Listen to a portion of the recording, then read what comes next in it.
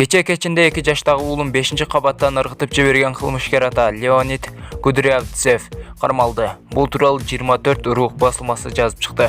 Маалыматта ал кылмыш жасалган көп кабаттуу үйдүн кире беришине жакын жерден кармалган. Кармоо учурунда милицияга эч кандай каршылык көрсөткөн эмес. Ал эми ага чейин ал милициядан футболка турсийчен качууга аракеттенген. Баласын ыргытып ийгенин себебин ал уулу ооруп кыйналып жүргөнүнөн жардам берүүгө аракет кылганын айтууда. Баласынын кыйналуусуна чыдай албай, аны бейишке жөнөткөнүн билдирген. Азыр ал суракка алынып жатат.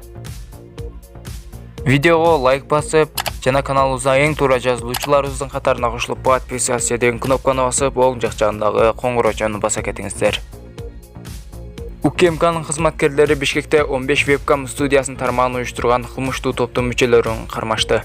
Бул тууралуу мамлекеттик комитеттин басма сөз борбору билдирди. Белгилегендей, бир студиянын ишинен гана мыйзамсыз бизнесин уюштуруучулары күнүнө 100 000 долларга чейин акча алышкан. 3 августта тергөө жана ыкчам иш-чаралардын алкагында жумалык эмгек акыны бөлүштүрүүдө кылмыштуу топтун негизги уюштуруучулары кармалган. Алардын жашаган жерин жана студия үчүн ижарага алынган батирелерди тинтүү учурунда кызматкерлердин кызматына компьютердик жабдууларга жана интернеттеги интимдик кызматтарды көрсөтүүгө керектүү нерселерге төлөөгө арналган 27 000 доллар алынды деп айтылат билдирүүдө. Кылмыштуу кирешилерди легалдаштыруу кыймылсыз мүлктү жана башка баалуулуктарды сатып алуу аркылуу ишке ашты.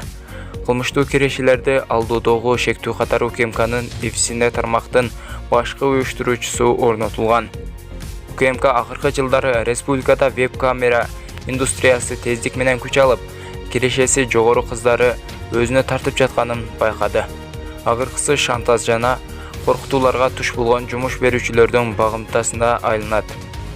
Муну көптөгөн кылмыштар далилдейт. Анын ичинде суицид, зордуктоо жана мыйзамсыз өндүрүш менен алектенгендерге карата зомбулуктун башка түрлөрү деп билдирет министрлик.